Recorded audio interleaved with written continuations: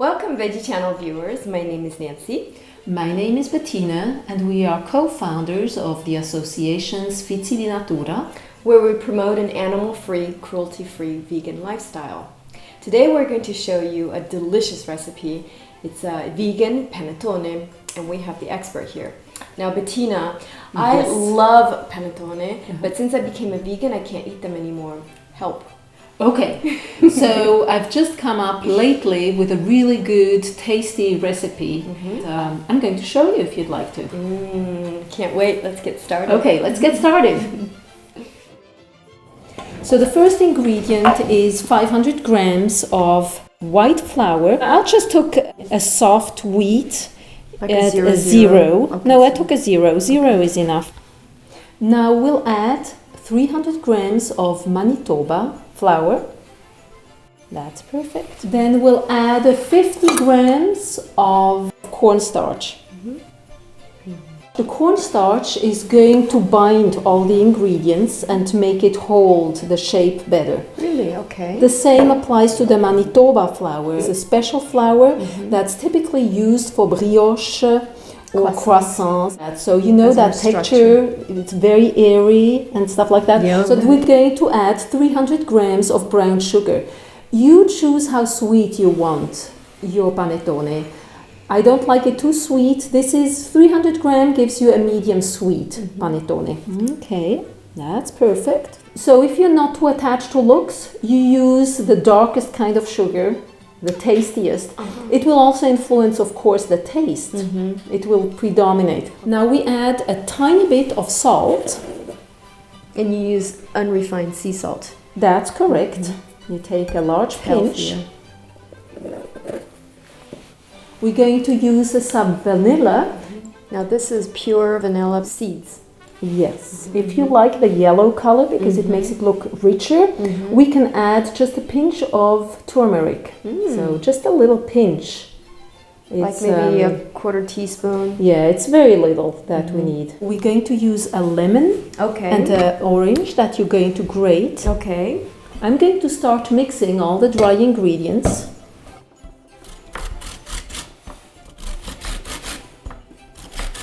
And while you're doing that, I'm going to prepare the soy milk. Okay.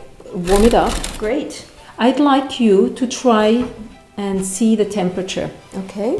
One way of tasting, making sure that the temperature of your soy milk is okay, is dropping a little bit milk on the inside of your hand. Like for babies' bottles. Exactly. Okay. So it should be the same temperature as your body temperature. This tells you that the yeast is going to work perfectly. Okay. Now if you want to give me some of the yeast, Okay. 1 cube. I need 1.5 little cube. Okay. You crumble it.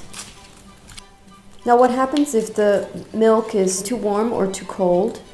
Well, the yeast won't work. If it's too cold, it won't work. If it's too hot, it kills the power of the yeast that makes it the whole flour raise. Now, if you pass me the lemon zest and put it in here. In the flour? Yes. And now we're going to mix it one more time. Make sure all the yeast gets out. Now I've just gathered all the flour that sucked up basically the soy milk. I'm going to use some margarine. Non-hydrogenated. Yes, of course. Okay. I'm ready to transfer the dough onto the table. We start working this dough. It's very rough. It doesn't have much consistency. We'll work it for quite a bit. Here again, it depends on the flour. Why don't you start kneading it now so you have a sense? Knead the dough. It feels very different because it's wetter and it has more grease. Yes. Fatter. So if you let me work it, I'll show you some of the kneading techniques. Please do. Okay, you don't want the dough to stick on the table, but you use a minimum of flour because if you put too much flour at once, it will dry out. So it's important that you find a low table, that you don't try to work the dough up here because you have no power. You use your body weight to really work this dough. And you plant the palms of your hand into the dough. The general rule is they say 5 to 10 minutes. It depends. When I use spelt flour, I sometimes need it less because it has more gluten, is more elastic. I usually use organic flour too. It's a better quality flour overall. Yeah. Okay, Nancy, are you ready to try this? I'll give it a try. Okay, go ahead. So it's a lot more elastic. It's ready now. So now that you have this feeling, you can make a ball, gather it in a ball, and put it in a deep platter. Okay, so so it can this rise. is where it's going to rise for 12 hours. Yes, and then we cover it with a cloth, a clean cloth. Okay.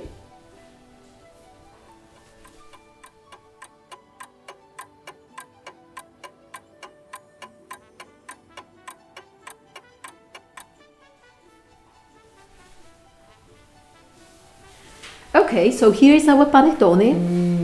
Et voilà! Voila!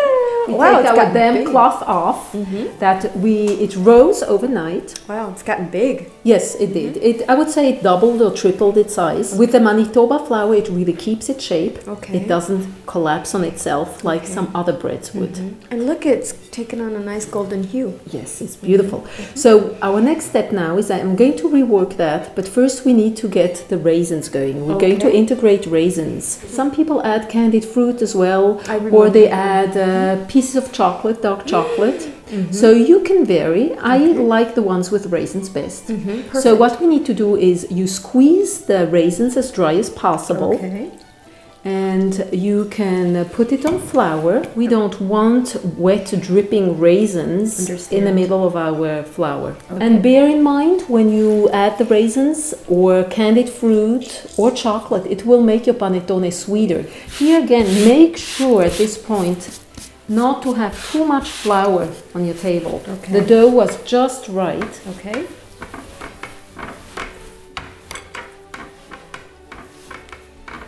Can you easily double the recipe since there's a lot of work if you Sure, make 2 or 3 you can. at a time? Yes, and what I like too is use different shapes.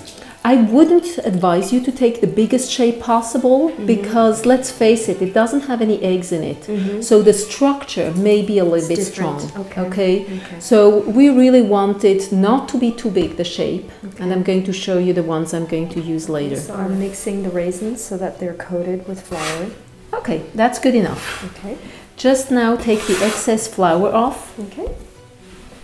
And I start kind of opening up the dough. So now you're going to put the raisins and incorporate that in the... Okay, so they're the good consistency. You can help me put them on top. Those are lots of raisins. Lots of raisins. The kids are really going to love it. Next one, I make a chocolate for you, okay? Oh, yes! Thank you. I'm going to go home and make one for my in-laws. That will surprise them. Now, why not put the raisins when you first start to raise the dough? It has to do with the absorption of liquid. The raisins are dry. They may discolor the dough. So now I think we have about half. Could you please cut this in two with your handy dandy chopper?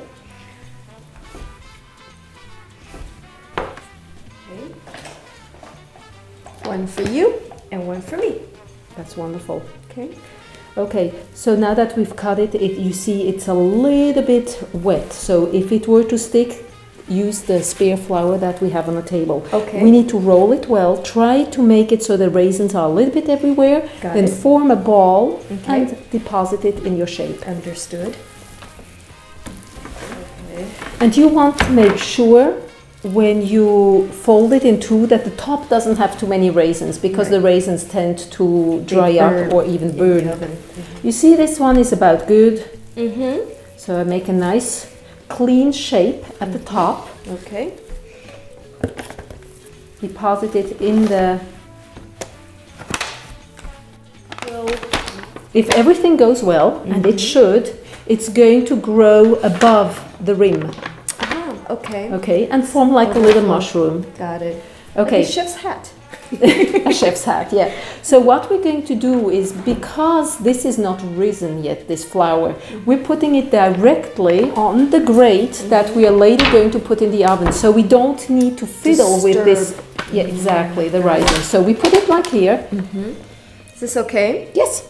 We're going to cover it with a cloth again. Okay. We'll take it to the oven. Now we let this sit for about 3 to 6 hours. Okay. Does it need to be someplace warm or without draft, or? Does it Well, matter? usually it should, the best is constant temperature. Okay. I tend to keep my environment on the cool side in wintertime. So I'll just let it sit like that. You can just wait and it will raise. It will just take longer. That's so the if thing. it's a colder temperature, that takes longer. Yes. But if it's warmer temperature, say maybe put it in the sun or something like Yeah, that? you may be able to shorten it. Okay. But don't push the dough too much. Okay. It's better if it rises slowly and for a long time rather than fast and all Slow at and once. steady.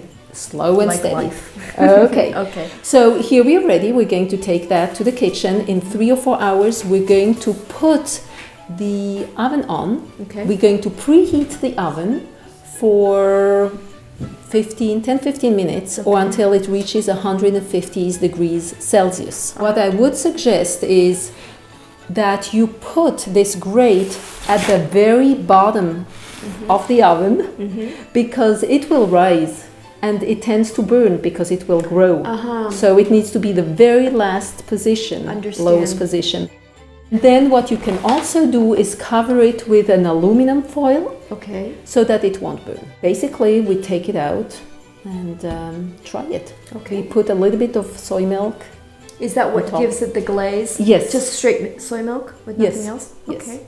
I'm going to put it in the oven now.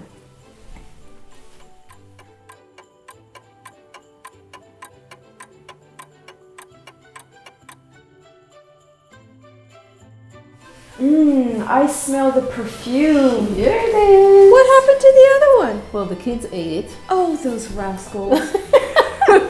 Yeah, wow. Isn't it beautiful? It's so nice and shiny. How did you do that? So remember I told you at the very end, you just take a little bit of soy milk and you put it on top with a regular brush.